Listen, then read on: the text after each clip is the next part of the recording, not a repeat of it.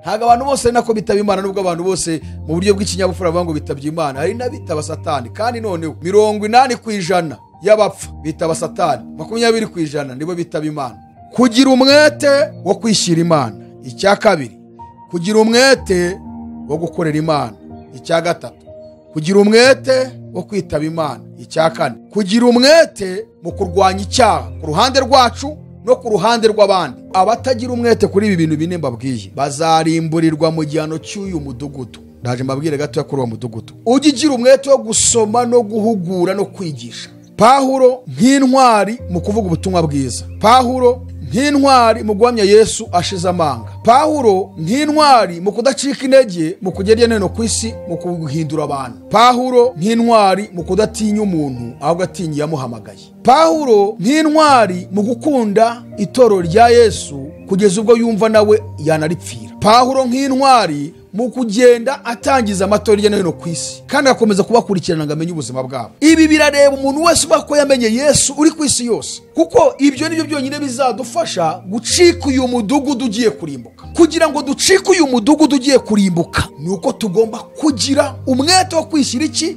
Imana. Bitabaye ibyo abantu bazakomeza kwitwa ngo barakijijwe, uyu mudugudu bazawurimbukiramo. Byavuzwe n'itabasha kubeshya kandi itajya yivuguruza mu ijambo ryayo, ikaba izi ibihe uko bizasimburana mu isi na situation tuzagenda tunyuramo muri iyi si. Utagira ibyo ibihe biriya bintu 8 bavuze: kwizera, ingeso nziza, kumenya, kwirinda, kwihangana, kubaha Imana, gukunda bene data ndetse n'urukundo ariyo Mana. Iyi shusho ngiye kubabwira niyo shusho amadini yose yicayemo ya gikristo hano muri iyi si. Kandi baravanga inyamaswa idacenga yishwe n'umututizi. Abantu batafite ibi bintu ni inyamaswa zidacenga, nta macenga bagira, ibije byose barabyakira ngo byose ntacyo bitwaye, kubera yuko ni impumyi zireba ibiri hafi gusa. Ntibashobora kugenzura ibihe duhagazemo ngo barebe ko isi igeze ku iherezo. Nuko abarokore hirya no hino ku isi bamaze kumera. Hari ibihe babayemo bashaka Imana, hari ibihe babayemo basenga, hari ibihe babayemo bakizwa basoma ijambo ry'Imana ko nibyanditswe byera. Ariko noneho iby'Itesalonike byamaze kubatwara. Abarokore abitirwa izina rya Yesu ko bakunze ibyigiye cya none, ibyigiye kizaza nta nyota yabyo bagifite. Umukristo ukunda ibyigiye kizaza ntashobora kunanizwa n'ibyigiye cya none, azajyana abakijijwe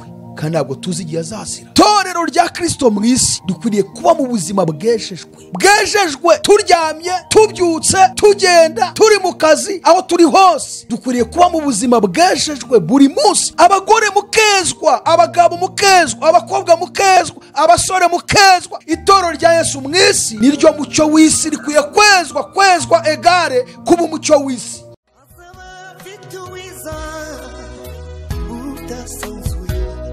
Azaba afite ingororano yo guhema buri wese, guhana n'imirimo yakoreye hano ku isi. Nawe nshuti yanjye aza kwambika ikamba. Reka twongere duhe ikaze abadukurikiye kuri Iron TV, shakiro ry'ubutumwa bwiza bw'Ubwami bw'Imana. Mwese tubaye ikaze mu ijambo ry'Imana. Uyu ni umunsi mwiza Imana yaduhaye kugira ngo tuwishimiremo, tunezererwemo. Tukaba tugiye kuganira amagambo meza cyane kandi amagambo aremereye. Twifuze ko buri muntu wese ayumva, kuko nuramo kuyumvise azakugira umumaro mu gihe cya none no mu gihe kizaza.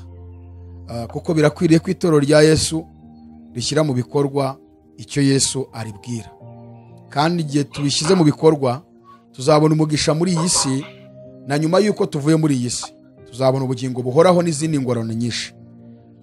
Kuko kwitondera ijambo ry'Imana ni umugisha ukomeye. Hahirwa rero abitondera ijambo ry'Imana. So rero tubahaye ikaze mwese. Reka dusome ijambo ry'Imana twumve icyo Imana ivugana natwe mu ijambo ryayo. Twongeye guhana ikaze mwese ababarizwa muri ministries ya AFGMI mu bihugu byose bitandukanye ku migabane yose ku isi.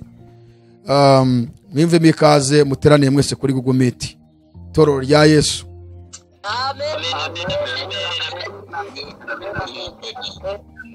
Murambure Bibiliya dusome igitabo cy'Itangiriro ibice 19 umurongo wa mbere. Tugiye kuganira kuri topic insanganyamatsiko yacu uyu munsi iravuga ngo kugira umwete. Iri jambo nindivuga muhite mwumva uburemere bwaryo. Ndashaka kuvuga ku kintu cyitwa umwete, mbereke uburyo Yesu yagize umwete ari hano muri iyi si, mbereke itorero rya Yesu ko yarituminye muri iyi si kandi akarituma ngo rigendane umwete ku muvuduko mwinshi. Iyo bavuze umwete, ubundi umwete, reka mvuga akantu, ubundi umwete ntabwo ugisiganwa n'urukundo. Nari mvuze ngo umwete ugendana n'urukundo ntibijya bisigana.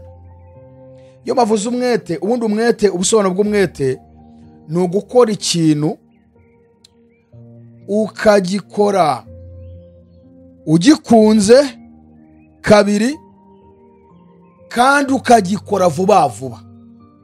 Icyo ni cyo gisobanuro cy'umwete. Ngo ubusobanuro bw'ijambo umwete ni ugukora ikintu ugikunze, ugifitiye urukundo rwinshi, kandi ukagikora vuba na vuba, ukagikora wihuta. Niyo mpamvu nababwiye ngo umwete ntusiganwa n'urukundo, ni ibintu bibiri bigendana, gukora ikintu vuba ndetse kandi ukagikora ugikunze. Iyo tuvuze rero ngo tuyoganira kuri topic ivuga ngo kugira umwete, nshaka kuvuga umwete, kugira umwete ku bintu bingahe? Ku bintu bine. Icya mbere ni ukugira umwete wo kwishyira Imana. Ubwo kandike, abandika mwandike. Kugira umwete wo kwishyira Imana, cyangwa se umwete mu kwishyira Imana. Kabiri, umwete mu gukorera Imana, kugira umwete mu gukorera Imana. Gatatu, kugira umwete wo kwitaba Imana.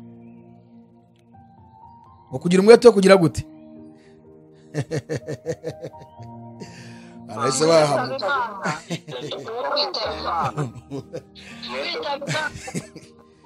Kwitaba Imana abantu babifashe kari ugupfa.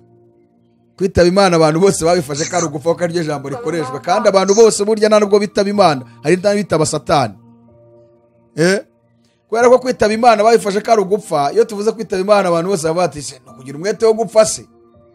Ntabwo abantu bose nako bitaba Imana, nubwo abantu bose mu buryo bw'ikinyabupfura bavuga ngo bitabye Imana, hari n'abitaba Satani. Kandi noneho 80% y'abapfa bitaba Satani, 20% nibo bitaba Imana. Noneho rero nge nivugiye kwitaba Imana mu buryo bw'umuhamagara Imana iri kuduhamagariramo. Kandi murakumvise, kugira umwete wo kwitaba Imana. Icyo ni icya gatatu. Icya kane, kugira umwete wo kurwanya icyaha ku ruhande rwawe no ku ruhande rw'abandi. Mu buryo bwumvikana twifashishije uyu murongo w'Abaheburayo 12:14.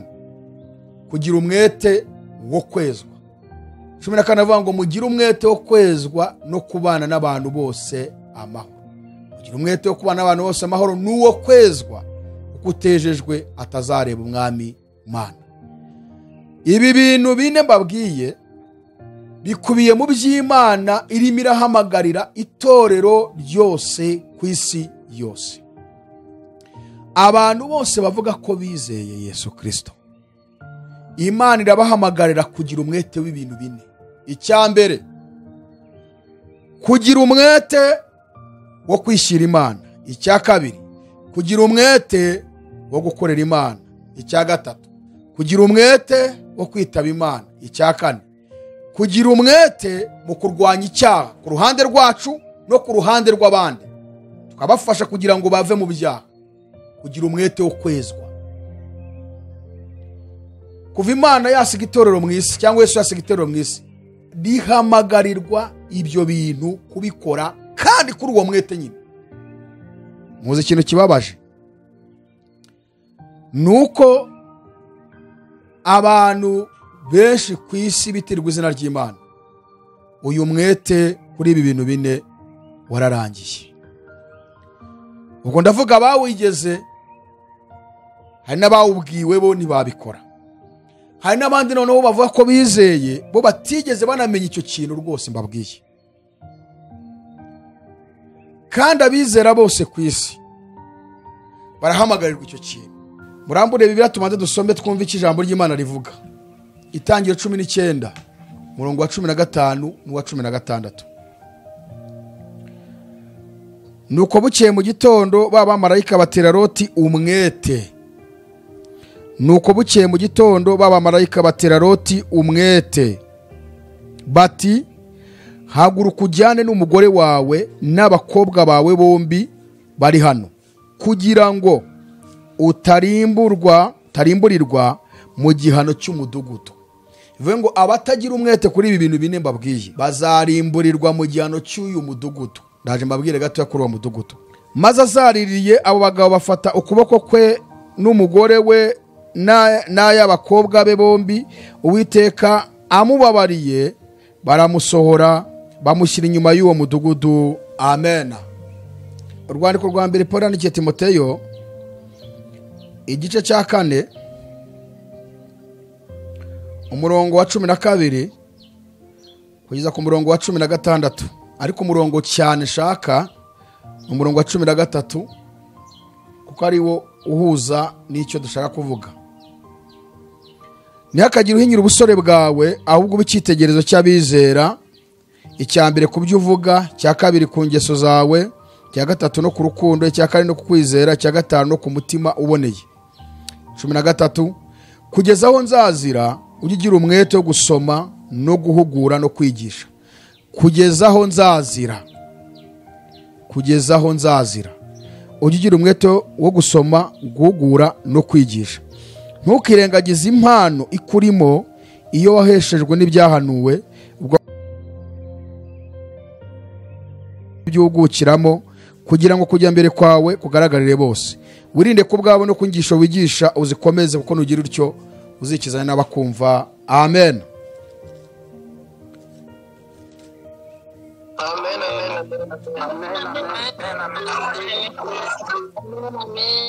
Twagiye mu rwa kabiri rwa Timoteyo. Urwa kabiri rwa Timoteyo. Urwandiko rwa kabiri rwa Timoteyo ibice 3. Ibice 2 murongo wa 15. Urwandiko rwa kabiri Paulo yandikiye Timoteyo ibice 2 umurongo wa 15. Haravuze ngo ujye ugira umwete wo kwishyira Imana nk'ushimwa, umukozi udakwiriye kugira ipfunwe, ukwiriranya neza ijambo ry'ukuri. Ariko amagambo y'amanjwe atarayimana yazibukire, ko abayavuga bazarushaho gushayisha. Amen. Dusoreze hano mu gice cya 4 muri urwo rwandiko. Ntimuhindure urupapuro, ahubwo ni hakurya yaho, aho twari turi mu rwandiko rwa kabiri, umurongo wa 9 n'uwa 10. Umurongo wa 9 n'uwa 10, igice cya 4 umurongo wa 9 n'uwa 10. Gira umwete wo kuza hondi vuba, Dema yaransigiriye kuko akunze iby'igihe cya none, Agitesalonike. Gira umwete wo kuza hondi vuba. Murabona iryo jambo vuba inyuma yaryo hari iki? Full stop. Yes, full stop. Urumva ko kantu full stop akadomo. Ni ukuvuga ngo bazaze kubwira ngo nta distinction irimo aho ngaho. Nta kuvuga ngo kamemu manu urabyumva nyine ubuzima biba bigoye, akazi nyine biba bingoye. Hano icyo Imana irimo kuvuga iravuga ngo gira umwete wo kuza hondi vuba, nta kintu cyo kurenzaho. Ubwo shyira mu bikorwa ibyo ubwiwe, icyifuzo cy'umwami biba ari itegeko. Niba Imana ivuze ngo gira umwete wo kuza hondi vuba, nta rindi jambo urenzaho. Nababwiye ngo turaganira ku bintu bine birebana n'umwete. Umwete, kugira umwete wo kwishyira Imana, turahabonye muri uru rwandiko rwa kabiri Paulo yandikiye Timoteyo ibice 2 umurongo wa 15 na 16. Ujye ugira umwete wo kwishyira Imana nk'ushimwa, umukozi udakwiriye kugira ipfunwe, ukwiriranya neza ijambo ry'ukuri. Ariko amagambo y'amanjwe atarayimana yazibukire, kuko abayavuga bazarushaho gushayisha. Hanyuma kugira umwete wo gukorera Imana turabibonye mu rwandiko rwa mbere Paulo yandikiye Timoteyo ibice 4 umurongo wa 12. Ariko 13 turavuze ngo kugeza aho nzazira. ujye ugira umwete wo gusoma no guhugura no kwigisha. Ntukirengagize impano ikurimo iyo waheshejwe n'ibyahanurwa warambikagaho ibiganza by'abakuru. Ibyo ujye ubizirikana kandi aba ari byo uhugukiramo, kugira ngo kujya mbere kwawe kugaragarire bose. Wirinde ku bwawe no ku nyigisho wigisha uzikomeze, kuko nugira utyo uzikizanya n'abakumva. Hano turi kugira ku ijambo rivuga ngo kugira umwete wo gukorera Imana. Ujye ugira umwete wo gusoma no guhugura no kwigisha. Kwinjira mu muhamagaro wo gukorera Imana. Ahandi navuze ngo ni ukugira umwete wo kwitaba Imana. Urwandiko rwa 2 rwa Timoteyo ibice 4:9. Gira umwete wo kuza hondi vuba, Imana imira guhamagara. Ngo Dema yaransigiriye kuko akunze iby'igihe cya none. Yigira hehe? I Tesalonike.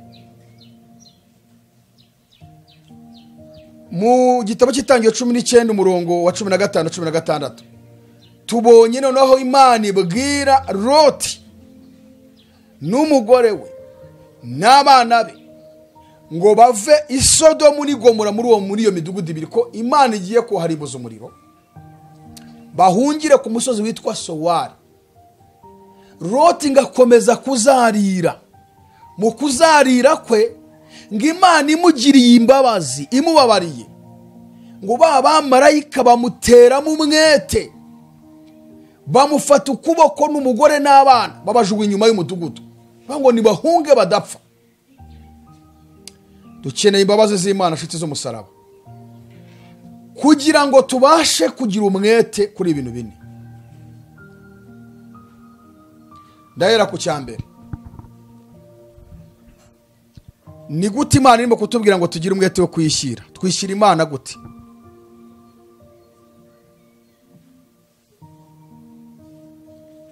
Ni gute twishyira Imana? Iri jambo rivuze ngo gira umwete, ujye ugira umwete wo kwishyira Imana nk'ushimwa. Hano Bibiliya irimo iradukangurira ko nta muntu ukwiriye kutubwiriza kwegera Imana. Nta muntu ukwiriye kutwigisha uburyo dusanga Imana ngo tuyishyire mbega tugirane ibihe byiza, ahubwo ngo wowe ubwawe ukwiriye guhorana uwo mwete wo kumva ko ugomba kujya aho Imana iri. Uko niko Mose byari bimeze ku musozi igihe yayoboraga Isiraheli ayivana mu Misiri ayijyana i Kanani. Mose niwe muntu wahoranaga umwete wo kujya aho Imana iri.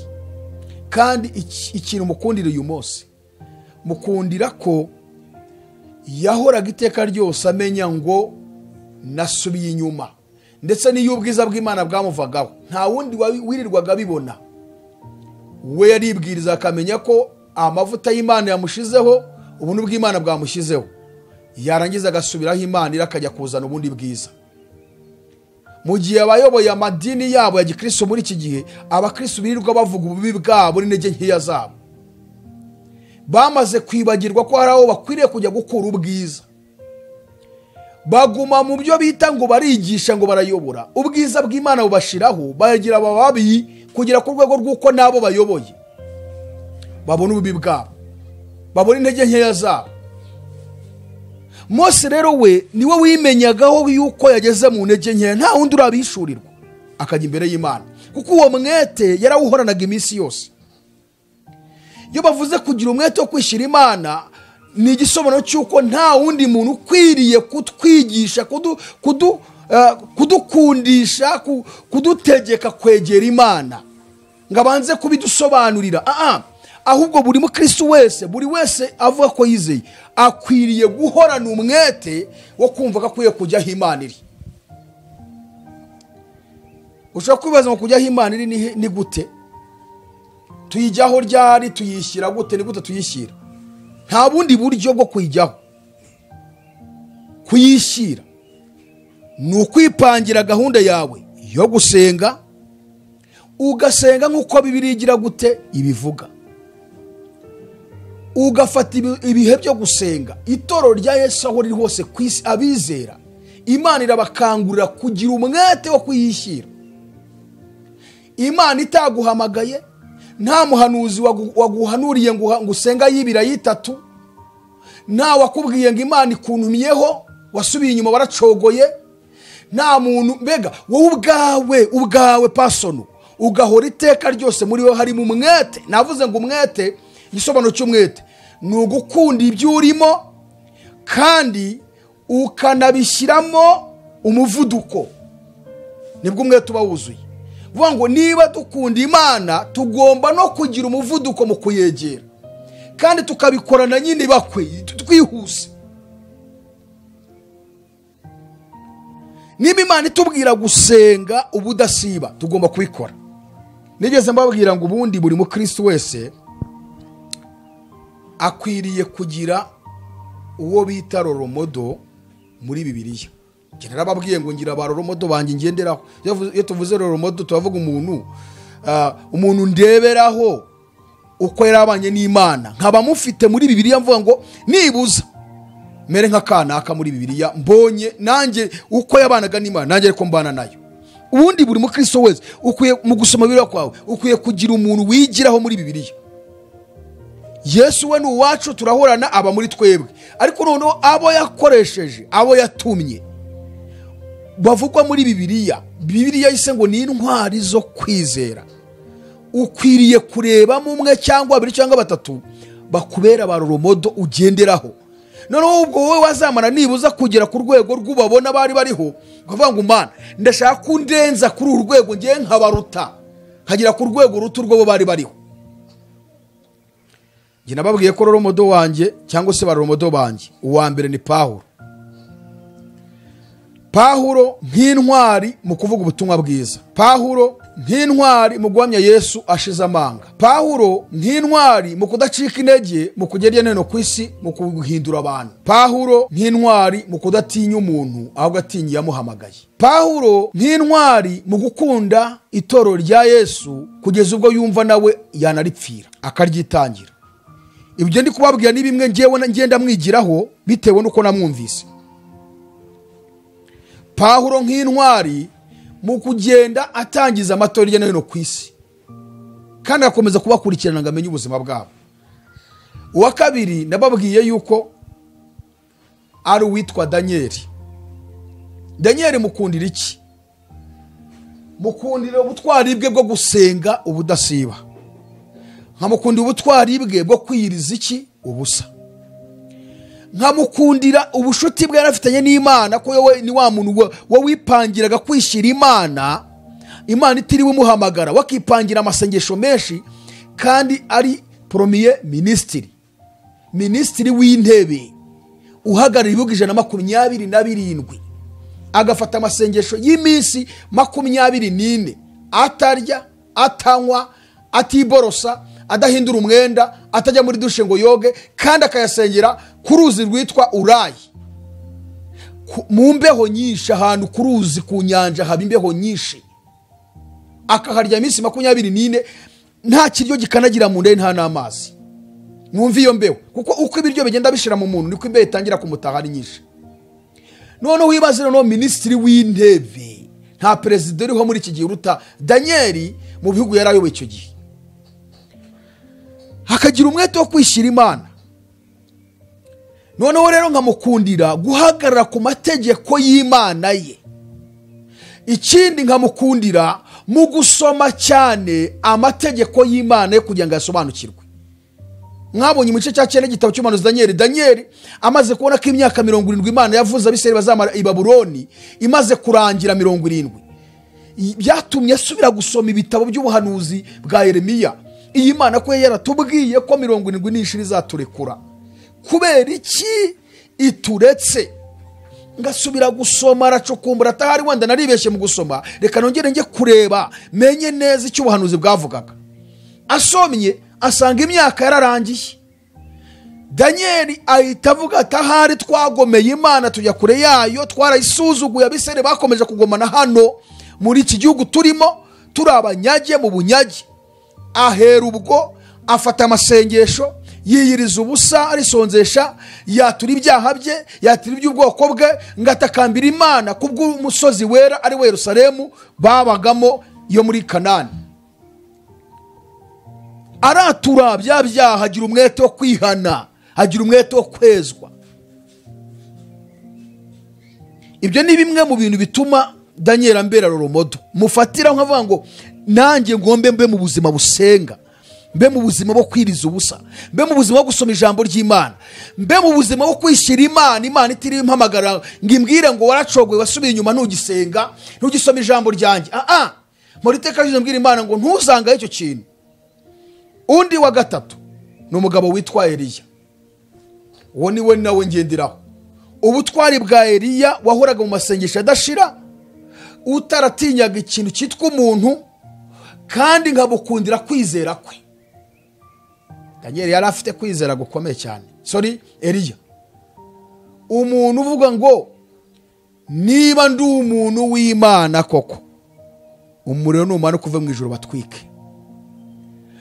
Umugabo uhaguruka akajya imbere y'umwami uyoboye, akavuga ati agasuzuguro kawe, umurengwe mwagize uko Imana yabahaye umwero mu mirima yanyu, ibaha umugisha w'umwero, mumaze kurengwa mwazanye ibigirwamana murabitereka, mwangisha Isiraheli Uwiteka Nyiringabo, musenya ibicaniro bye, mwica abahanuzi yari yaratumye, mwimika abahanuzi b'ibinyoma 850 mubashyira mu ntebe aho ubwoko bw'Imana bwicaraga.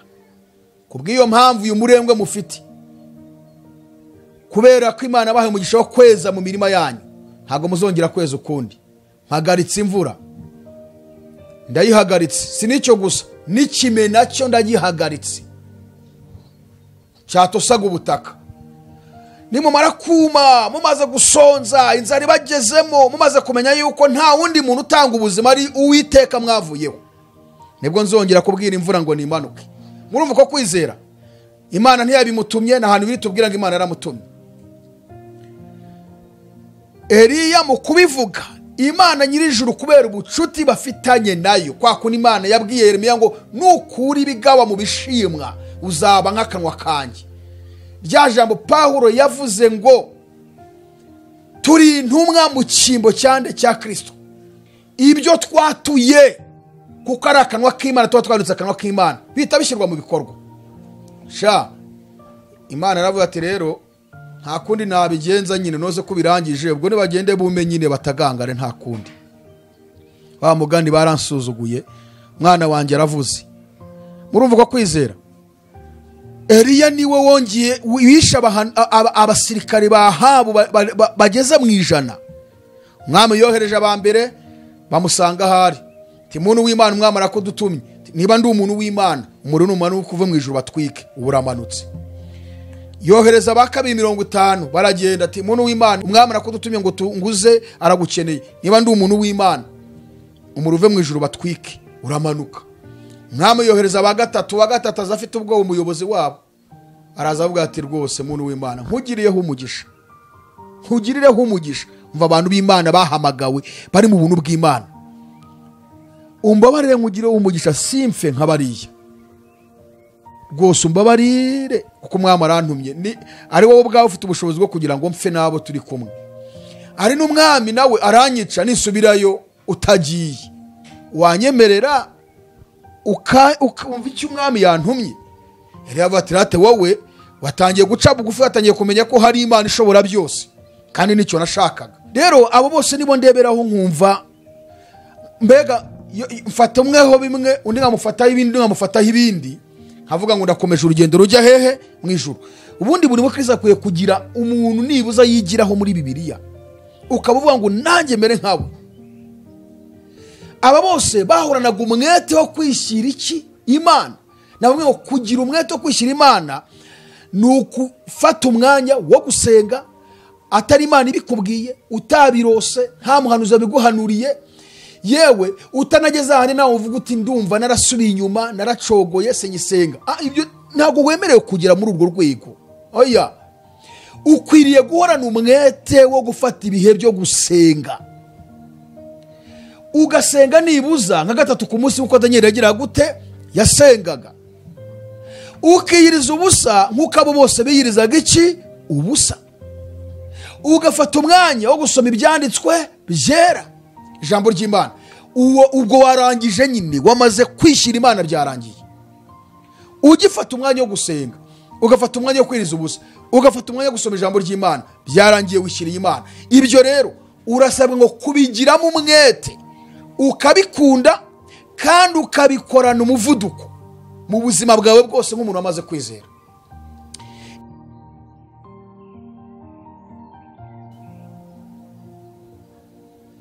Kubera iki se? Kuko ibyo nibyo byonyine bizadufasha gucika uyu mudugudu ugiye kurimbuka.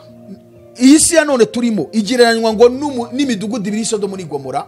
Bari abamarayika bateye umwete Loti n'umugore we n'abana bakavanwa he mu mudugudu, kuba barababwiye ngo muve muri uyu mudugudu ugiye kurimbuka. Kugira ngo ducike uyu mudugudu ugiye kurimbuka urimbujwe umuriro n'amazuku, ni uko tugomba kugira umwete wo kwishyira iki Imana. Bitabaye ibyo, abantu bazakomeza kwitwa ngo barakijijwe, uyu mudugudu bazawurimbukiramo. Kabiri, kugira umwete wo gukorera Imana. Turi muri gahunda yo kuvuga ngo tuvuge ubutumwa bwiza. Gukorera Imana nababwiye ko ni mu buryo bwinshi, mu magambo yoroshye yumvikana kandi make ahinnye. Ni ugukorera Imana dukoresheje ubutunzi bwacu, kabiri ubwenge bwacu, gatatu imbaraga zacu, kane ubugingo bwacu. Ibyo bintu byose, ibitekerezo byacu bigakorera iki Imana. Amashuri uri kwiga y'isi, iyi siyansi ikubahisha Imana, ntizagutere kujya gupfobya ibintu by'Imana no kubitesha agaciro.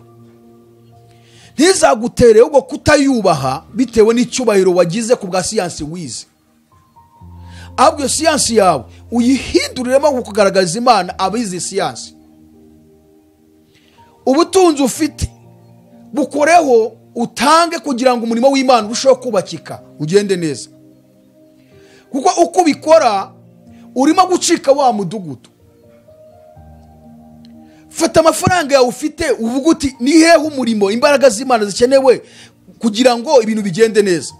Kuko iyo urimo gutanga ku mafaranga yawe, utanga ku butunzi bwawe, burya uri kohereza imbaraga z'Imana hari ahantu kugira ngo umurimo w'Imana wubakike. Kuko evangelization ya Yesu, ivuga butumwa ari hano muri isi, rikeneye ikintu cyitwa support y'amafaranga, cyane ko ifaranga niryo riyoboye isi. Iyo ni systeme yashyizweho n'ubutegetsi bw'isi. Kubera ko ariyo yashyizweho n'ubutegetsi bw'isi, niyo mpamvu ifaranga ari ryo rikora ibintu byose hano muri isi.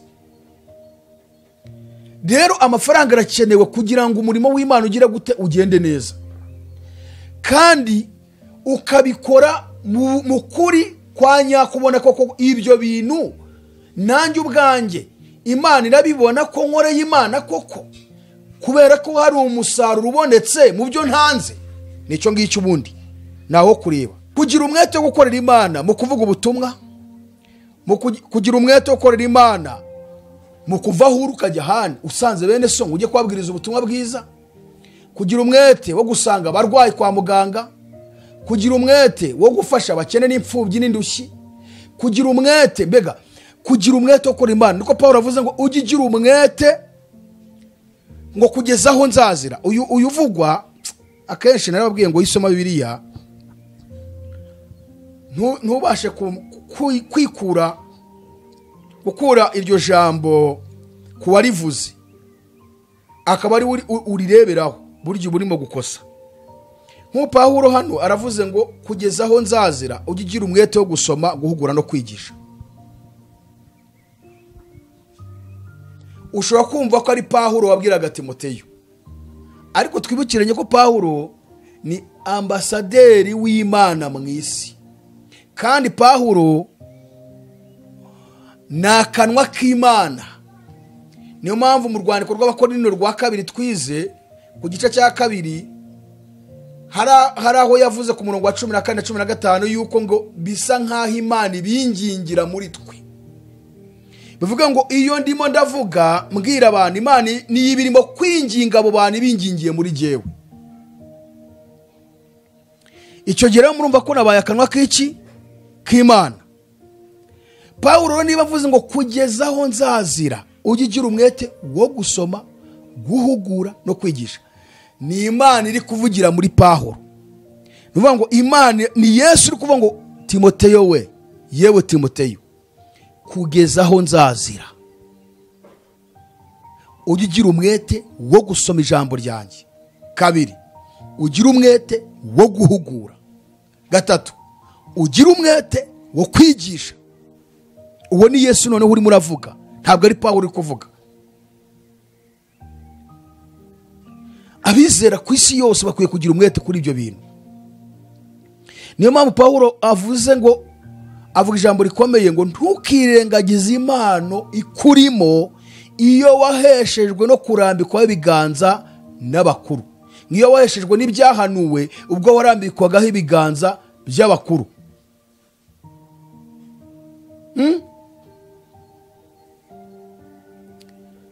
Aravanga ibyo bintu kandi ubihugukiremo cyane. Ubihugukiremo cyane kandi ubikomeze cyane. Asoza avuga ngo wirinde ku bwawe no ku nyigisho wigisha, kuko nugira utyo uzikizanya n'abakumva. Hano bari kutubwira batwereka ko dukwiye kugira umwete mu gukorera iki Imana. Inshuti z'umusaraba, iyo mubwira ngo iyo twumvise ijambo ry'Imana, Imana imiravuga, ntitukabifate nk'ibintu byoroshye. Jewe nta verse nimwe muri Bibiliya, nta murongo muri Bibiliya njya soma ngo ngufate nk'ikintu cyoroshye. Impamvu nuko byavuzwe n'itabasha kubeshya kandi itajya yivuguruza mu ijambo ryayo. Ikindi, ikaba izi ibihe uko bizasimburana mu isi na situation tuzagenda tunyuramo muri iyi si, uko izaba ihagaze, ibyiza n'ibibi, gusubira inyuma no gucogora, kugira imbaraga ugasubira inyuma. Ibi byose iyo somye biramita mvuga ni Imana yavuze ibintu ko izi neza ko nintabikora hari ingaruka zizambaho. Niyo mpamvu iyo somye murongo muri Bibiliya mpita nkushyiraho umutima cyane, aho igisigaye nkabwira Imana ni shoboza Yesu gushyira mu bikorwa. Niyo mpamvu uko ugenda uba mu ijambo ry'Imana wamaze kumenya ko Bibiliya kuko ari imvugo y'Imana, ari Imana ibivuga, kandi ukamenya ko ibivuga niyo nyiri ibihe byose, niyizi ibintu byose bizagenda bitambuka mu isi imbere yawe mu buzima bwawe. Ibyo yo wamaze kubisobanukirwa neza, ugasoma nk'amagambo nk'aya, bigutera gusenga kandi utajya gusenga, kuko tuvuga ati Imana yavuze ibi, nuko ibona ko hari akaga imbere yanjye, nuko ibona ko hari ibintu byinshi byananiza, bituma rero uhinduka umunyamasengesho kandi imbere utajya gusenga, ukumva buri munsi wajya gucogora ati ndapfuye noneho. Iby'Imana yavuze ko ushobora kubinanirwa, urangiza usigaye uri umunyamasengesho. Akaba ariyo mpamvu igituma mubona abantu bitirirwa itorero hano muri iyi si, mu bihugu, mu migabane yose yo ku isi, bananiwe gusenga, bagasubira inyuma, bagahinduka basohoza imihango yose y'idini, ariko ibintu birebana no gukizwa, kwezwa, kugira umwete mu kwamaza ubutumwa bwiza, ahubwo bagira umwete wo gushyigikira abayobozi babo mu madini batagize n'icyo bamariye Imana. Impamvu nuko ya Bibiliya uko bayumva ntago benshi bayifata nk'ijambo ry'Imana, ariko kandi kuko ni nabyo, kuko nagiye numva benshi n'abapasiteri bamwe bavuga ko Bibiliya ngo harimo ibyavuzwe n'Imana, ngo harimo n'ibyavuzwe n'abantu. Ukabona umupasiteri n'ukuri araje akoze ikiganiro ngo ntago Bibiliya yose ari ijambo ry'Imana. Hari n'abandi nagiye numva ngo na Pawulo ngo waraho yavuze ngo ibi mbivuze nk'umuntu. None se kabivuze nk'umuntu, kuki Imana ibyanditse bikitirirwa ijambo ry'Imana? Ubundi yaba abivuze nk'umuntu gusa nta mumaro bifitiye itorero, iryo jambo ngo mbivuze nk'umuntu n'ibyo avuze nk'umuntu ntibyagomba gushyirwa muri Bibiliya, byari gukurwamo hagashyirwamo ibyo avuze ari Imana ibimuhaye. Bivuga ngo natwe tuvuga, twebwe turi kuvuga, ntabwo twakongeye kuvuga kuko tuvuga nk'abantu nyine. Rero nigeze mbaho urugendo babwira ngo ufashe icupa ry'icyatsi ukarishyiramo amazi uyarebeye inyuma nawe ubona yahindutse iki? Icyatsi. Ariko iyo yasutse ubona atari icyatsi, agasubirana isura yayo yari afite, kara yayo niyongera gusubirana. Imana ifata ibyera byayo ikabishyira mu muntu witwa Jarike, ikabishyira mu muntu witwa Eliya, ikabishyira mu muntu witwa Konso, ikabishyira mu muntu witwa Nina, ikabishyira mu muntu witwa Baritazari, ikabishyira muri rya cupa ry'icyatsi, kandi ari ibyera byayo. Noneho rero akenshi tubitanga nk'abantu nyine, ariko ni ibyera by'Imana turimo turatanga.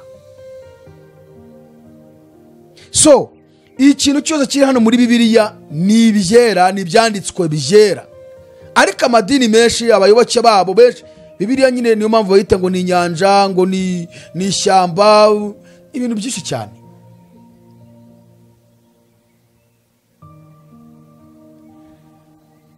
Kugeza aho nzazira, jya ugira umwete wo gusoma, guhugura, kwigisha. Ntukirengagize impano ikurimo iyo waheshejwe n'ibyaha nubwo warambikwaga ibiganza by'abakuru. Turi ku ijambo ryitwa kugira umwete wo gukorera iki? Imana. Ibi bikwiye kugutera umwete, kuko uko ugira uyu umwete nibyo bizagufasha gucika no gusohoka muri uyu mudugudu ugiye kurimbuka. Uko utagira umwete, kuko iyo abivuze ibizi neza ko nitutagira umwete tuzahura n'izo ngaruka. Ingaruka zizakubaho, uzahura n'ingaruka nyinshi na mbere y'uko uyu mudugudu ushya, kuko wabivuze azi neza ko kubikora egal kwinjira mu migisha ye.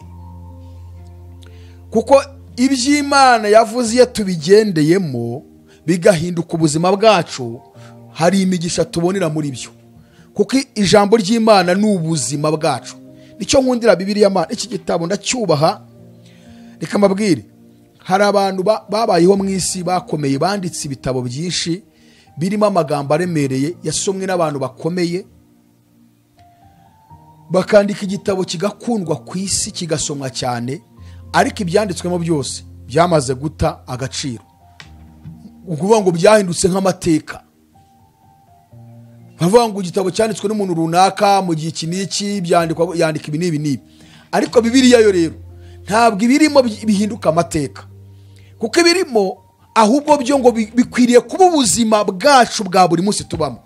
Ibyo uriya yanditse nk'umuntu ntabwo wabihindura ubuzima ngo bigenderemo, ariko ibyo Bibiliya ivuga ngo byo bikwiriye kuba ubuzima bwacu, tukabibamo, tukabigenderamo. Bani magambo byo noneho ni ubuzima bwacu bwa buri munsi, bitandukanye n'ibyo abantu banditse bikomeye mu isi. Banditse amagambo aremereye, bandika ku bintu runaka, bandika ku bantu runaka, ariko ibyo byarashyinguye, ibyo bitabo birabitse mu bitabo, mu mariburo rakomeye, amateka yabyo yarangiye. Ariko Bibiliya, ijambo ry'Imana, rihora iteka ryose ryigarukamo muri uko ibihe bihaye ibindi.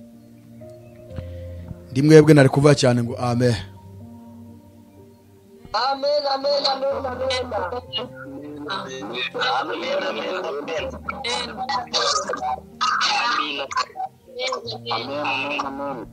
Twihuse gukorera Imana ni ikintu kigari, reka nyiveho, ariko nashaka kubabwira ikintu cyitwa kugira umwete nyine. Umwete twagiye ku gatatu, kugira umwete wo kwitaba Imana.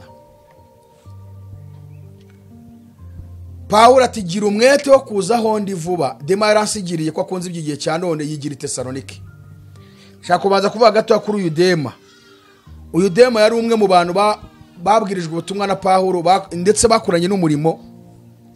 Pawulo yakundaga kumutuma, Pawulo yakundaga kumwifashisha mu buzima bwe bwa buri munsi, nk'umwana abwirije ubutumwa bwiza kugira ngo amufashe mu buzima. Mbega Dema nawe hari igihe yageze kugira ishyaka ryo kuvuga ubutumwa ndetse no gufasha intumwa Pawulo. Ariko muzi icyo yazize? Ngo yazize ubutunzi bw'i Tesalonike. Pawulo yamugejeje Tesalonike, abonye iterambere riri Tesalonike, aravuga ati ngo ngomba guhiga amafaranga, reka ibi sinabivamo. Nyuma y'uko Pawulo agiye, aho bari Dema aramusiga yisubirira hehe? I Tesalonike. Ajya guhiga amafaranga, ajya guhiga akazi, ibyo kuvuga ubutumwa arabireka, ibyo gusenga arabireka, ibyo kwiza arabireka, gusoma ijambo ry'Imana arabireka. ibyo guhugura arabireka.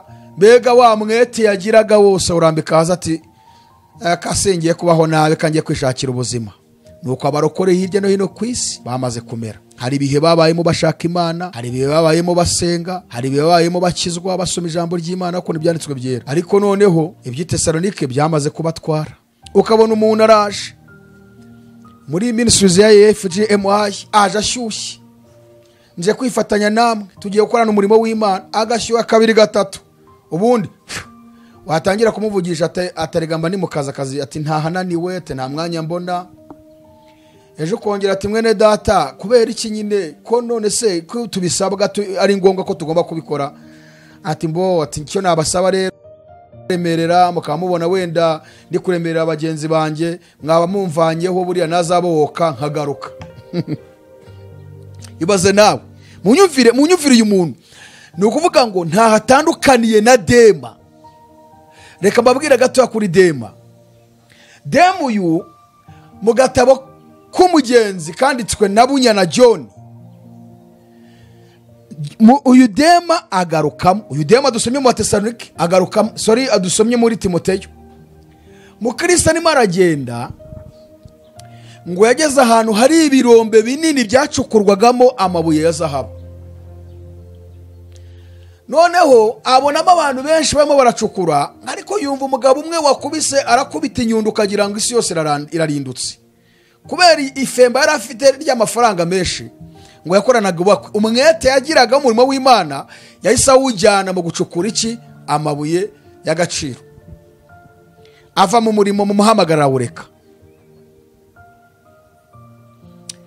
Noneho mukristo agiye gutambuka ngo Dema barazamutse abamubonye avuye mu mwobo, aravuga ngo mukristo we buretse kugenda nyarukuze hano nkubwira ibanga rikomeye cyane nahishuriwe.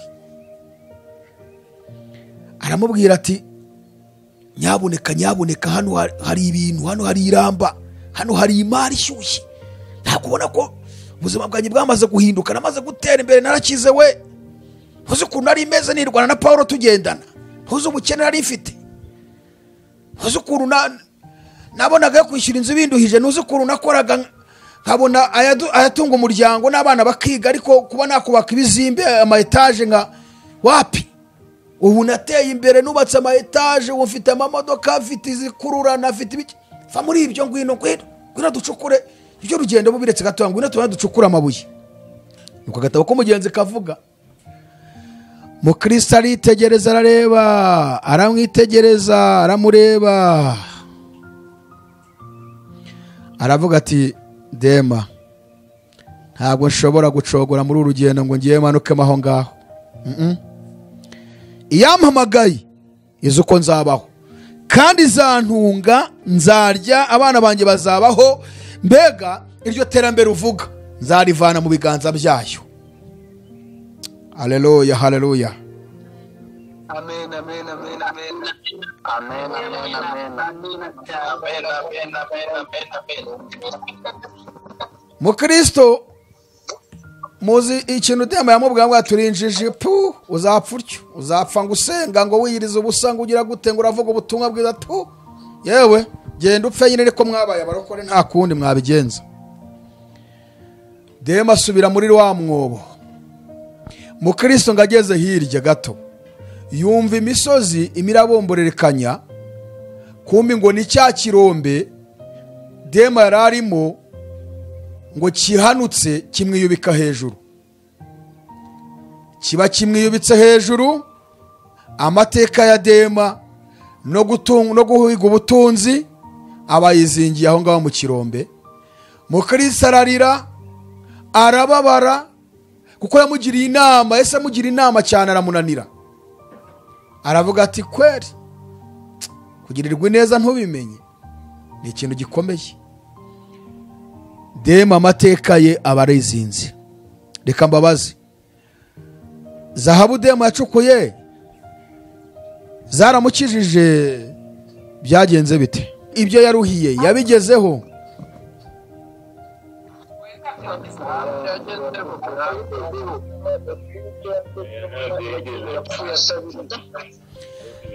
Amateka ya Dema n'ubusobanuro bwa Dema Dema n'uburyo yataye umuhamagaro kubera iby'isi bikamubuza gusenga uko yasengaga, uko yateranaga, uko yigaga ijambo ry'Imana, uko yarikundaga n'uko yumvaga ari byiza kubana na bagenzi be.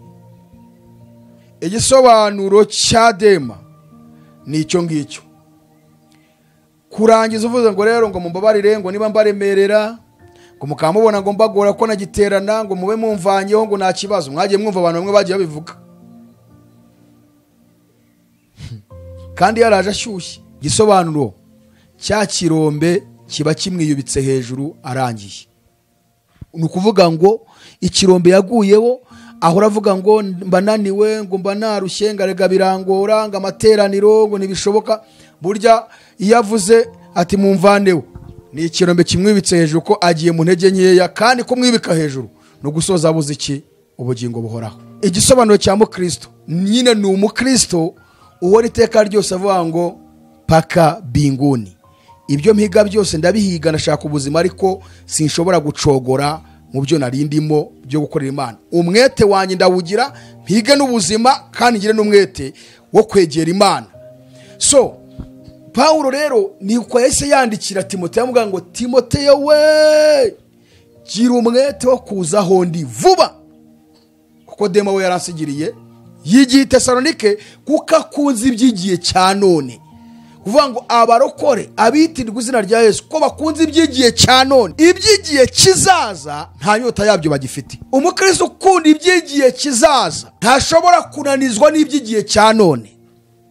Iyo rero wamaze kujya mu byigiye cya none bikakunaniza ibyigiye kizaza, ni ikirombe cyakwituye hejuru, kugeza ubwo akazi n'ibindi byose bikubujije gusenga uko basengaga, ko wirizaga ubusa, ko bateranaga, ko wagaga ijambo ry'Imana, uko wafataga biri ugasoma, mbega uko wasuraga bagenzi bawe mugahugurana, uko mbega birarangiye, ibyigiye cya none birakurangije. Iyo umuhamagara Imana ihora ihamagara ntabwo ushobora kuwumva na gatoya, kubera yuko uri mu byigiye cya none. Uyu muhamagara ivuga ngo gira umwete wo kuza hondi vuba, kandi iri jwi rihamagara ryatangiye kuva Yesu yatangiza itorero mu isi kugeza n'uyu munsi. Iri jwi riracyahamagara rivuga ngo gira umwete mwene Adamu we wo kuza hondi vuba, gira umwete wo kuza hondi vuba, gira umwete wo kuza hondi vuba. Iri jwi rihamagara rero rinyura mu nzira zose, impande zose. Ni ukuvuga ngo rishobora guca mu marangamutima yawe, rishobora guca mu bitekerezo byawe, rishobora guca mu nzozi urose, rishobora guca mu iyerekwa, rishobora guca mu gusoma ijambo ry'Imana, rishobora guca mu buhanuzi baguhanuriye, rishobora guca mu ntumwa Imana igutumyeho, rishobora guca mu kazi urimo urakora bitewe n'ingaruka uhuye nazo, kumbi n'iryajwi uri kuguhamagara ngo gira umwete wo kuza hondi vuba. Rishobora guca muri business wari urapanga ukabona iranze, kuko Imana abona ko iyo business igiye gutuma uva ku Mana. N'iryajwi ririmo riravuga ngo gira umwete wo kuza hondi vuba. Buriya hari igihe Imana iganiriza abantu no mu nzozi ntibabimenye. Reka mbaho urugero, sizi niba kanogeze kubabwiraho. Urugero, ushobora kugira gutya ukarota nk'inzozi, ukabona wenda uryamye mu nzu. Iyo nzu wajya kubona ukabona haje umuyaga mwinshi uyiryamyemo, umuyaga ukaza ugahuha kugeza ubwo ugurutse amabati ukayatwara. Ukabona haguye imvura nyinshi uri muri ya nzu, kandi inzu ubona ifunze udashobora gupfa kuyisohokamo ngo bikunde, ikakunyagira muri ya nzu. Nyuma y'uko imvura iguye ikohereza ikintu cyitwa umuvu, imyanda yose ikinjira muri ya nzu urimo, kugeza ubwo inzu ihinduka ibyo njya mbibona hano muri Kampala bikunda kubaho. Usanga umujyi wuzuye amazi yinjiye mu mazu y'abantu n'imyanda yakushuye imyanda yose, ibitaka, imikungugu, imyanda bikajya mu mazu y'abantu, ku buryo ugira ngo aho hantu nta tayirozi ziriho cyangwa se nta sima iriho, ari ibyondo byarenzeho. Noneho ukarota nk'izo nzozi, ukabona ushakisha aho ufungura ukahabura, warangiza ugahita upfukama mu nzozi ugatabaza uti mbabarira umvana ahantu ndapfuye Yesu ntabara ubwo ndimo navuga nko mu nzozi warose ukabona upfukamye muri bya byondo inzu wayifunguye yanze gukinguka kandi amabati yagiye umuyaga uragukubitiramo imvura yakunyagiriyemo imivu yatembye iza mu nzu yawe ibyondo birakwinjirana umwanda uruzura ukabona upfukamye ngo ari gutabaza Imana ati wantabaye ukamvana ahantu burya Imana iba yavuganye nawe iri kuvuga ngo gira umwete wo kuza hondi vuba. Inzu muzi cyari cyo abantu babiri bambwira inzu cyari cy'inzu niki igisobanuro cy'inzu. Uwa mbere Uwimana inzu ni umuntu urusengero rw'Imana ni umuntu. Murakoze cyane. Ni ukuvuga burya Imana ime kukwereka ibigiye kukubaho iri kukwereka uriya muyaga urasobanura ibigeragezo ugiye guhura nabyo iriya mvura irasobanura ko ugiye guhura n'ibigeragezo bimeze nk'imvura iriya nzu ni wowe ubwawe kuriya wabonye wananiwe gufungura ngo ugende iri kukwereka ko ibigeragezo bizatuma ushakisha naho waca ngo ubivemo neza bikanga kuvaho iriya myanda yinjiye n'iriya mivu Imana kukwereka yuko ibyo bigeragezo bimeze nk'imvura bigahuha nk'umuyaga bizasoza ubikoreyemo ibyaha n'iriya myanda yageze muri wowe birarangiza ubaye iki umupagani kuriya wabonye upfukama muri ya nzu ugatabaza ijuru n'ijwi ry'Imana risa riguhamagara rikubwiye ngo dore ugiye guhura n'intambara ugiye guhura n'ibigeragezo guhura n'amakuba menshi kugera ku rwego rw'uko uzarangiza ubaye umupagani kandi ibyo bigeragezo ntuzabivamo none rero gira umwete wo kuza hondi vuba iri jambo ngo gira umwete wo kuza hondi vuba nari amasengesho wasenze mu nzozi niyiguhamagaye ngo senga fata ibihe byo kunyegera kugira ngo ngutabare ngukize izo ntambara ugiye gucamo noneho rero abantu Imana avugana nabo ntibamenye iyo biva n'iyo bijya hari inzozi nyinshi Imana igitunyuzaho ivugana natwe ntitumenye ko yavuganye natwe iri jwi rero rihore duhamagara kuza dukwiriye guhora iteka ryo dufite umwete wo kuryitaba kuko iri jwi ntiryigeze rihaga navuze ngo rica mu nzira zose nyinshi kugira ngo turyitabe rica mu buzima bwacu ducamo bwa buri munsi rica mu ijambo ry'Imana rica ku bahanuzi rica mu iyerekwa rica mu nzozi rica ahantu henshi Imana ihora ihamagara ivuga ngo mugire umwete wo kuza hondi vuba mubyeyi bagabo bagore basore bakobwa nimwitaba umuhamagaro w'Imana mwitaba umuhamagaro w'Imana uyu mudugudu turimo ugiye kurimbuka mugire umwete abadukurikiye kuri Aroni TV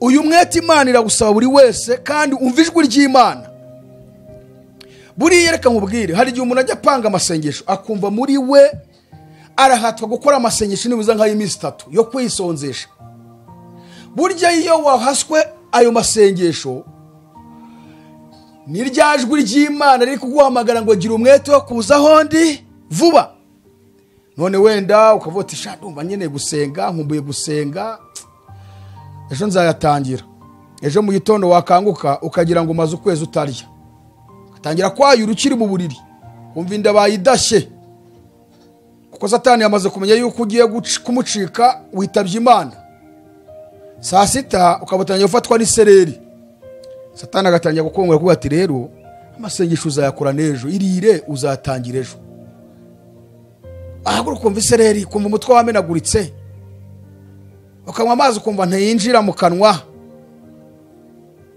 Satani ati wowe irire uzayasubira ejo uzayasubukure ukabura ariye umuhamagara Imana ari guhamagaye n'ubu nturawitaba ejo nabwo watangira bikamera gutyo ukwezi gwashira uyapanga byanga kandi wumva amarangamutima yawe mu bitekerezo uhatwa kuyasenga burya ni wa muhamagara Imana ari kuguhamagara ngo gira umwete wo kuza hondi vuba iyo bimeze gutyo rero ugenda uyigizayo birangiza ryajwi ryakubwiraga rikoresheje ibitekerezo byawe mu marangamutima yawe ukumva byarashize kwa kundi wumva gufite inyota yo kuyasenga bikarangira ukikomereza ubuzima bwawe neza ukumva ya nyota wari ufite irashize.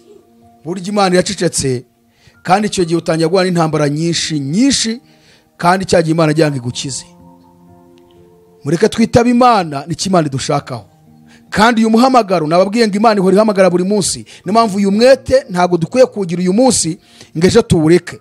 Dukwiye guhorana uyu mwete wo kwitaba Imana, tuza kumva icyo Imana ivugana natwe mu ijambo ryayo, kwiga Bibiliya, gusenga, kwisonzesha, gukorera Imana, mbega ku buryo Imana ibona ko turi mu muhamagaro kuko twayitabye.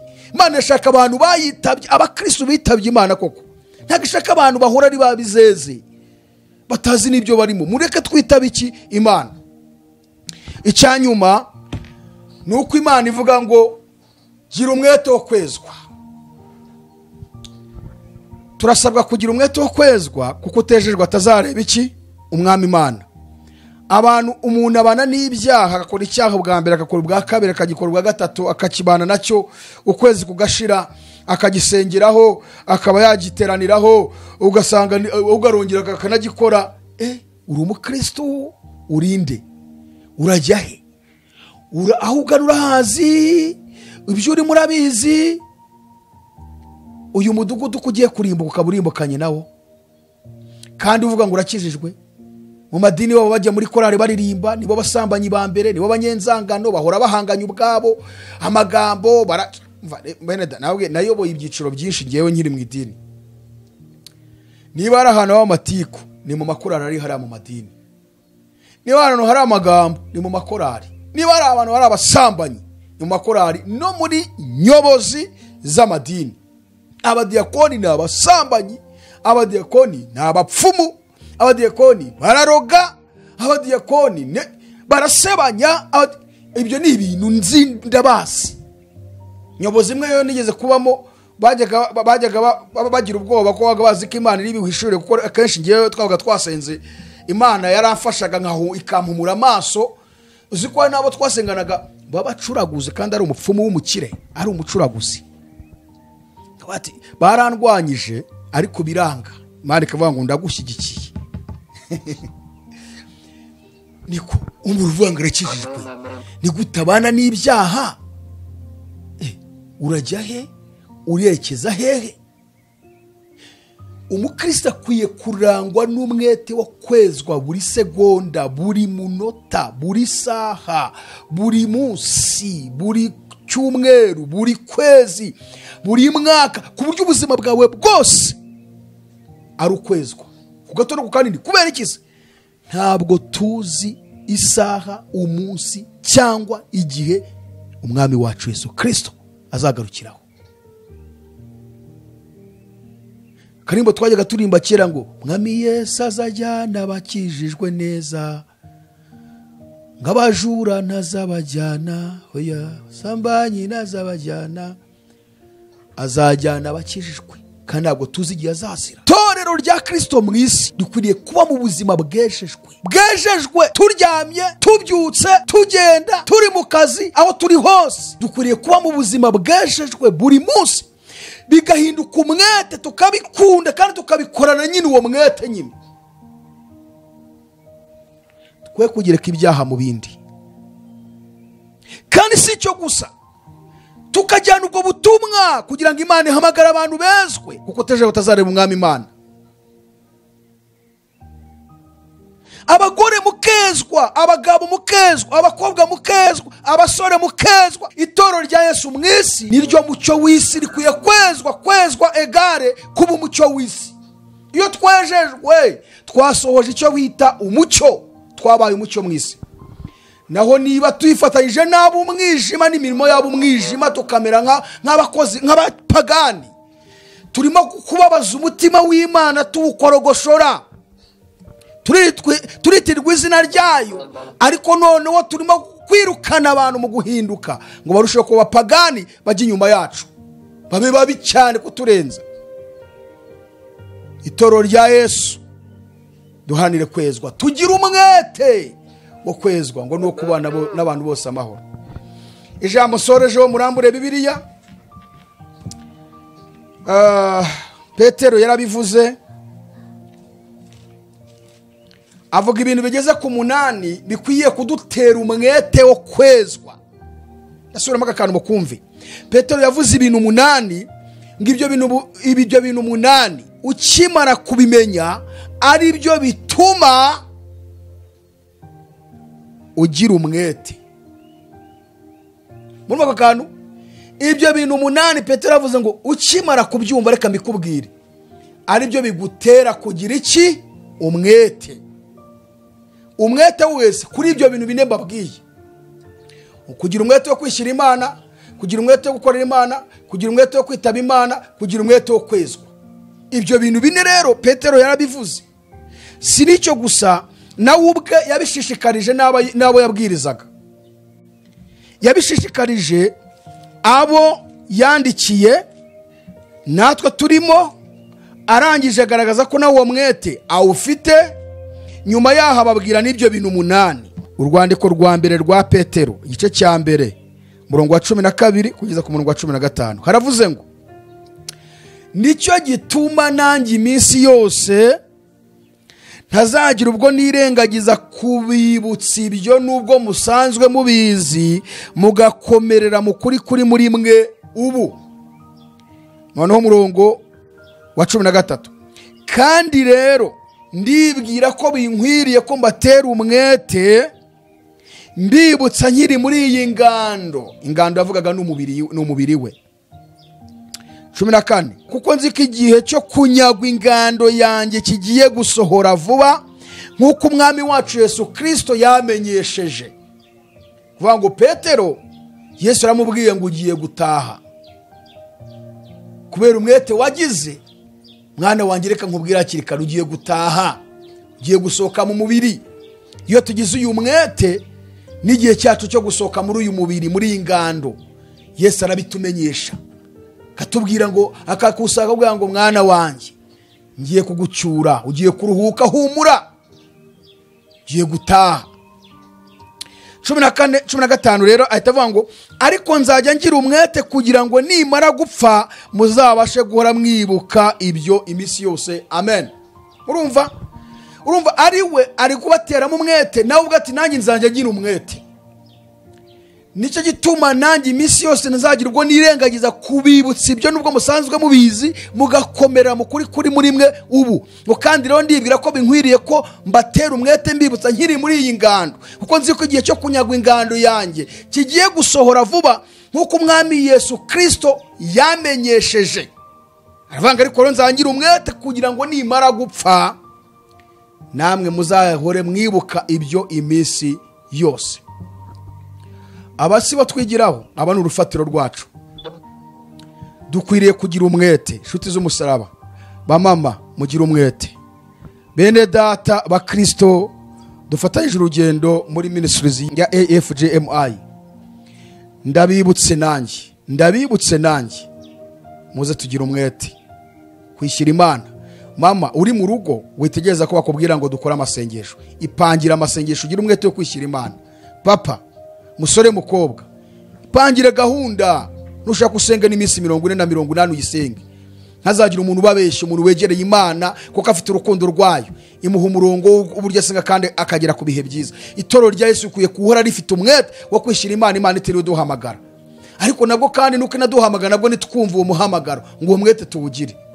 Urwandiko rwa Petero twari turimo, igice cya mbere murongo wa 5, hejuru yaho twari turi gusoma bya bintu 8 Petero agiye kuvuga. Aravuga ngo ibi mumaze kubimenya rero ari byo bituma mugira umwete, kandi si ukubimenya gusa, ahubwo mwebwe mubishyire hehe? Mu bikorwa. Mubishyire hehe? Mu bikorwa. Nimubimenya mubishyire mu bikorwa, kandi mubikorane umwete nyine. Umva, aravuze ngo ibyo aba ari byo bituma mugira umwete wose. Mwumve, ndagira ngo ahantu yusoma ubundi uritonda cyane. Petero avuze ngo ibyo aba ari byo bituma mugira umwete wose. Ibihe rero? Ibyo bintu bituma tugira umwete wose ni ibihe? Nibyo agiye kuvuga hasi. Kandi si ukubivuga gusa, ahubwo arabivuga adushishikariza kubikora dukora kimwe twongeraho ikindi, dukora kimwe twongeraho ikindi, kandi tukabikorana iki? Umwete. Aravuze ngo kwizera mukongereho ingeso nziza. Mwarizeye bakristo? Mwarizeye?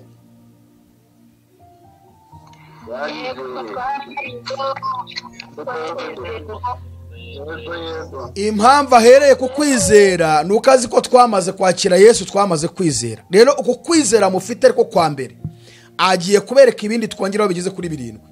Aravuze ngo uko kwizera kwacu dufite tukongereho ingeso nziza. Ingeso nziza tuzongereho kugira gute? Icya mbere ni ukwizera twahawe. Icya kabiri ngo kuri uko kwizera twongereho ingeso nziza, kandi ntabwo ari ukuzongeraho gake, ngo ni ukongera ingeso nziza mu buryo tubikorana umwete. Izo ngeso nziza tukazongera ariko tubikorana umwete cyane. Gatatu ngo ingeso nziza tuzongereho kumenya. Kane ngo kumenya tukongereho kwirinda. Kwirinda ngo mukongereho kwihangana.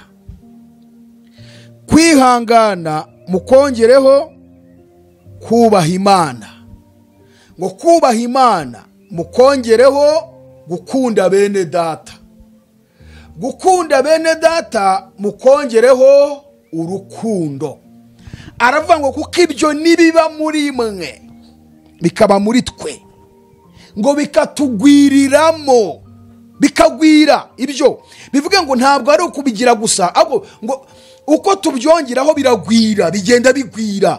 Ingeso nziza ziragwira zikaba nyinshi, urukundo rukagwira rukaba rwinshi, gukunda bene data bikagwira bikaba byinshi, kubaha Imana bikagwira. Nacyo ni ikintu kintu kigwira kiba cyinshi.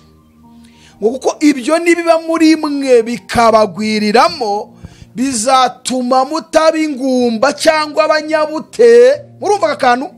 Mumva ahantu ngo bizatuma mutaba ingumba cyangwa abanyabute. Bivuga ngo umwete uzahita uza mwisha nuramuka ku kwizera kwa wongeye ingeso nziza. Ingeso nziza ukazongeraho kumenya, kumenya ukakongeraho kwirinda, kwirinda ukakongeraho kwihangana, kwihangana ukongeraho kubaha Imana, kubaha Imana ukongeraho gukunda bene data, ukunda bene data ukongeraho gukunda Imana. Iyo bavuze urukundo, Imana ubwayo ni urukundo. Bivuga ngo niba ukunda bene data ugomba no kuba ufite urwo rukundo nyine, kuko ntabwo ushobora gukunda udafite urukundo. Niyo mpamvu bavuze ngo ukunda bene data wongeraho iki? Urukundo. Urukundo rero ni Imana. Bivuga ngo Imana igomba kuba iri muri wowe indani, iri muri wowe ukabona gukunda bene data. Naho kuvuga ngo ukunda umuntu nta Mana iri muri wowe ni kiyoma. Nuko abisi bameze. Baravuga ngo iyi miryango itabara imbabare n'ibiki ngo bagira urukundo kandi badakijijwe. Iyo Mana itari muri bo, bivuga ngo nta rukundo bafite. Nta marangamutima yabo bakoresha, nukureba nyine umuntu ababaye kumva amufashe ko ntabwo ari urukundo. Kandi Imana ishaka ko tugira urukundo rukomotse kuri yo, kuko ari yo suruse y'urukundo. Bivuga ngo igomba kuba iri muri twebwe. Rero noneho ibi bintu rero ngo nibigwirira muri twebwe bikagwira bizatuma tutaba ingumba.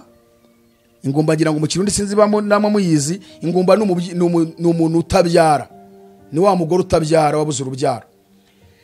Ngo kandi ngo bitume tutaba abanyabute mu byo kumenya neza.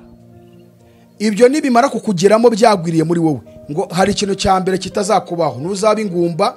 Ubwo no kuvuga ngo ugomba kubyara mu buryo bw'umwuka.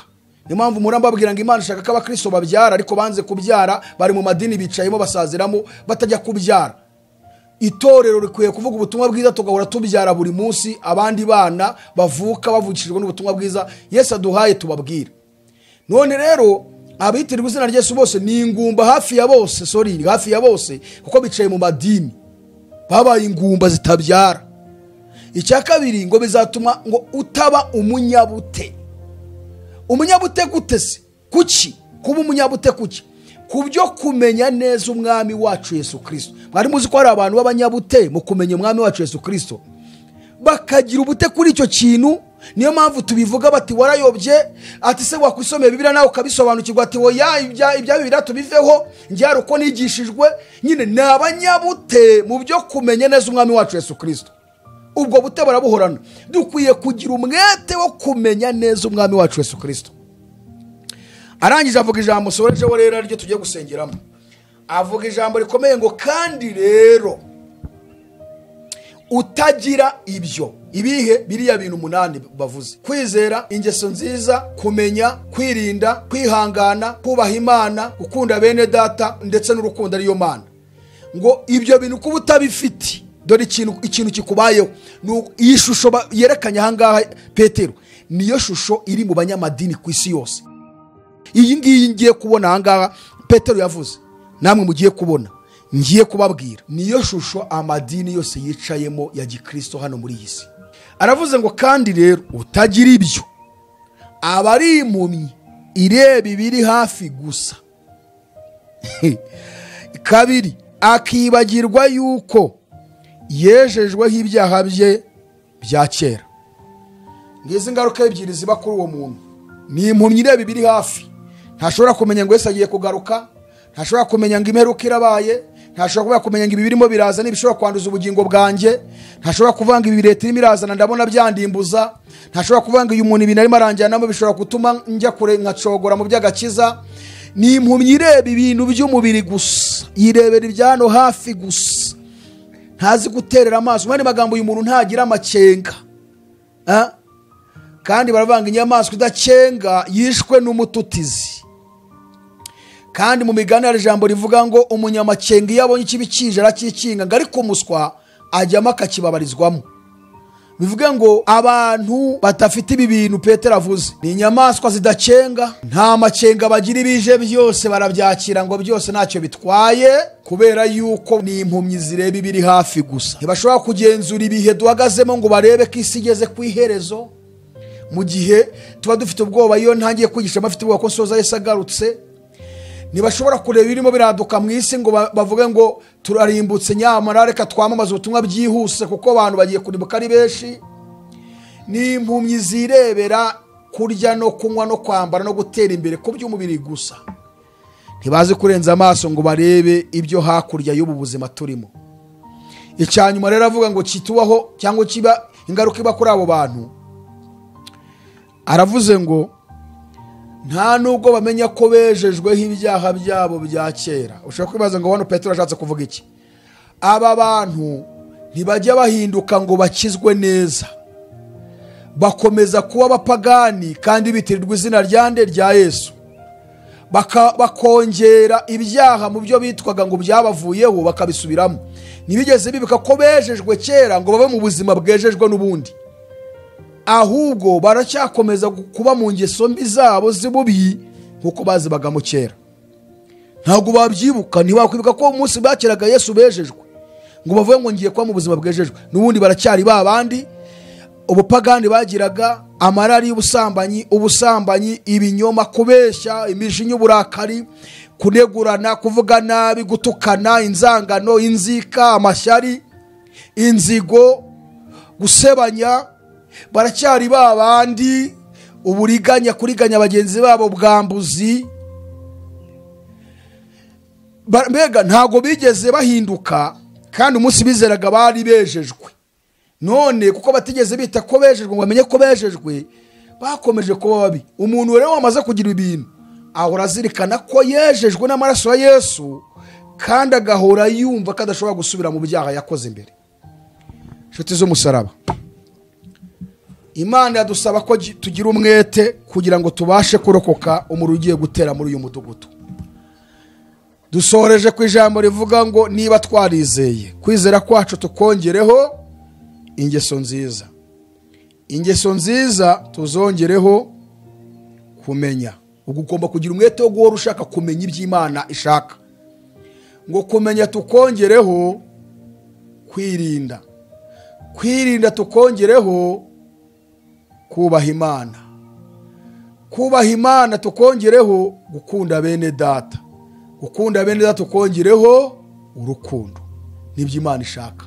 Kandi ikavuga ngo ari byo bituma tugira umwete wose. Bakristo bene data, buri mukristo asabwa kugira ibi bintu dusorejeho.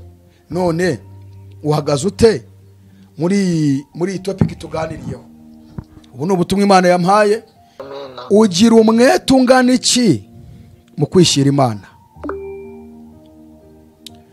Ugira umwete ungana iki mu gukorera Imana? Ugira umwete ungana iki mu kumva ijwi ry'Imana riri guhamagarira kuza hiri? Ugira umwete ungana iki mu kwezwa? Uyu niwo munsi wawe, niryo jwi ry'Imana ryumvika mu matwi yawe. Uhereye umunsi ugomba kugira umwete, kandi uyu mwete nuwongeraho biriya byose birindwi tubwiwe hariya ku kwizera wari ufite, ngo bizatuma utaba impumyi ireba ibiri hafi gusa, kandi bizatuma uhora uzirikana ko wejejweho ibyaha umunsi wizeraga, kugira ngo uhore ko utera iyo ntambwe yo kwezwa. Reka dushimire abari badukurikiranye kuri Iron TV mwese. Ubitekerezeho, tugiye gusenga Imana. Ariko iyi niwo munsi wawe wo kumvira ijwi ry'Imana rikurarikira kugira umwete kuri ibi bintu. Imana iraguhamagarira kwakira Yesu umwami n'umukiza. Ihora iguhamagara buri munsi iciye mu bintu ubuzima bwabo bwa buri munsi. Hari indwara urwara zihora ziguhamura, hari inzozi uhora urota zaguhamuye ukumva wakizwa ariko ntukizwe. Uranywa inzoga ukarwana ukavuga ati ejo nzazireka, nanjye nakire Yesu byarakunaniye. Mu kazi Imana yakwishurenge iguhamagara igatuma uhura n'ibyago byinshi mu kazi na business zawe kugira ngo uyisange rw'Agakiza, byaranze. Yakubwiye ko yagupfiriye ngo wizere umwana wayo wagupfiriye, ntabwo byaranze kugira umwete wo kwizera. Itabijwi ry'Imana riguhamagara. Uyu ni wo munsi wo kwitaba Yesu kugira ngo mwakire akubere umwami n'umukiza w'ubugingo bwawe. Niwumva ijwi ry'Imana uyu munsi, ntiwinangire umutima. Imana ibahumugisha cyane. Tuzabona mutwandikira abashaka gukizwa n'abandi bose kuri screen yawe, yaba TV cyangwa se telefone, aho uri kurebera ubwo butumwa kuri Iron TV. Urebe nimero zacu twandikire. Ushaka kwakira Yesu turagusengera, ushaka kwifatanya natwe muri urugendo turagufasha, byose nta kibazo. Twandikire hanyuma tuganire. Imana ibahumugisha cyane. Reka tubabwire ngo shalom shalom ku Mana, bye bye. Azatujyana muri amazu meza yaduteguriye, nitugerayo tuzahora turiri, nzaba kumwe